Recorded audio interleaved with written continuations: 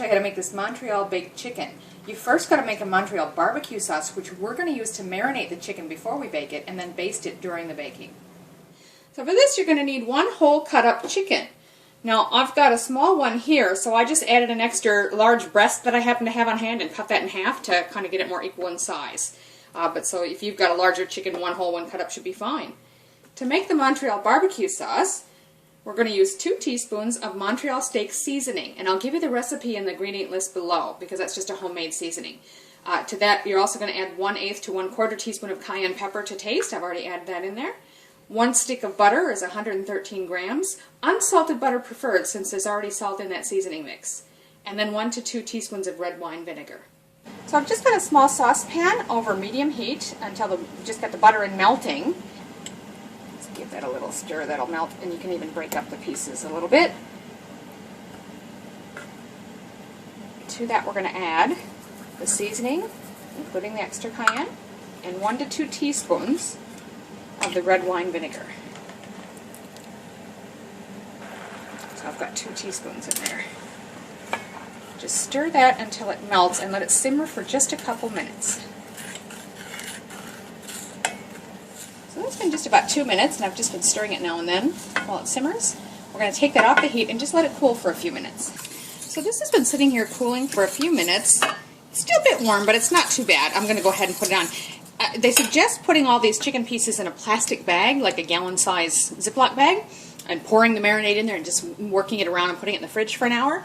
I'm actually going to, I haven't got any of those on hand, so I'm going to put it in this large casserole dish here, and I'm just going to add the sauce directly to it and manipulate it in there. Now, if you want to save some of this sauce to put on the chicken after it's cooked, reserve it now before you put it on the raw meat. I'm just going to go ahead and add it all. I'm just going to sort of turn it around a bit and manipulate it and make sure I've got some on everywhere. You can squish it around and flip it up and down. Whatever you need to do. Just get it well coated. You can even, after about half an hour or so, come in and give the chicken a good turn like this again to make sure everything's really well coated. So now it's going to go in the fridge for an hour to marinate. So it says to preheat the oven to 475 Fahrenheit. Now that would be 246 Celsius, but mine's fan force, so I'm going to turn it down about 226 fan force for me. So you want to arrange the chicken pieces in a metal baking pan with some space between them so they're not overlapping or crowding each other. That'll help them get nice and crispy on the skin side. With these pieces here that still have wings attached, I've turned the wings inside so they're a little bit closer together, but that piece is going to get done first, so I just didn't want it to get overdone. We're going to pop that in the preheated oven for about 30 minutes. So that's been 30 minutes. I'm going to turn the temperature down. You're going to want to go back to 350 Fahrenheit or about 180 Celsius. Again, mine being fan forced, I'm just going to go a little bit lower. We're going to pull that out and just check it and baste it before we put it back in. Careful, it's really hot. Now you're going to want to take some of those pan juices, and if you just tip the pan a bit, you can see you got plenty there. Just sort of go over and baste the chicken.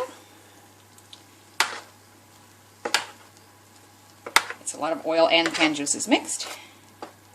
I'm going to give it a spin because it's a little hotter on one side of my oven than the other and put it back in. It says about 20 to 30 minutes, but my pieces are fairly small. I'm going to start checking it at 15. Remember, we've reduced the temperature now. Now that's just been into another 15 minutes, and I'm betting that's done. I'm going to pull that out. So there you have it, Montreal baked chicken that's been basted in the Montreal BBQ sauce.